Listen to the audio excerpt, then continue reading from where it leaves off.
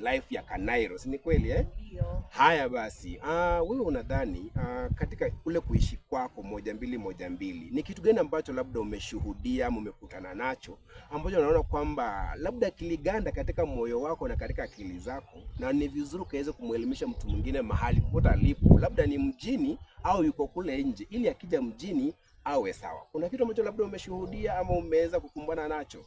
Naam. Nimeshuhudia Nairobi. Kukaa na marafiki ni ngumu sana. Okay. Kama mimi nilikuwa na rafiki, tulikuwa naye muda sana, tulikuwa marafiki kwa muda sana. College. Nikiwa nyumbani sina kazi, aliniambia kazi imepatikana.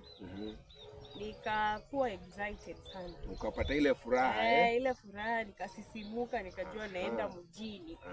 Kabebana na vitu zangu, nikafurahi sana kufika. Kufika huko maisha haikuwa vile nilitarajia. Maisha yakawa segemnege. Akawa hivyo.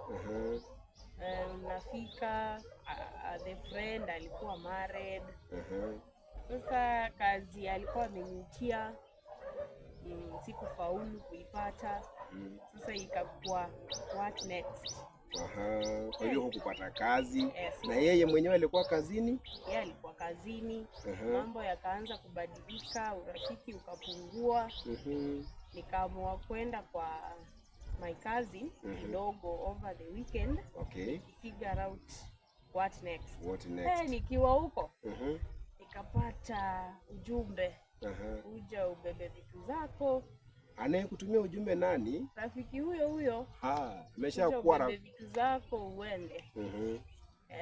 Kwa hivyo sasa ikawa ukakuja ukabeba virago ukaondoka. Na huzuni mwingi sana. Sasa nikafikiria kama singekuwa na huyo kazi, tungeenda vipi? Yaani maisha ingekuwa sasa yamekuwa, yaani angeharibika kabisa. Kwa hivyo ulipotoka kwake ukaelekea kwa yule binamu yako kazi, nikakaa huko kwa muda kidogo, kisha nikaamua tu kurejea nyumbani. Pole sana kwa matukio kama hayo. Na sasa hivi basi, hata wale ambao wako nyumbani ama wale ambao labda wako huku mjini, kuna mambo mengine pia wanaendelea kupitia. Kwa hivyo asante sana Evelyn kwa kujiunga pamoja nami. Najua kwamba umeweza kuwanufaisha ama kuelimisha wale ambao ni watazamaji wetu. Kwa hivyo asante sana na kwaheri kwa sasa. Kuwa na wakati mwema. Nashukuru, nawe pia. Haya. Kwa hivyo mtazamaji, umesikia jinsi ambavyo maisha ya Evelyn alivyokuwa, alivyojipata katika hali ambayo ni ya sintofahamu. Baada ya kuitwa rafiki yake, basi maisha yakaweza kumwendea vibaya. Mambo yakawa ya jinsi alivyokuwa, akaambiwa basi beba virago vyako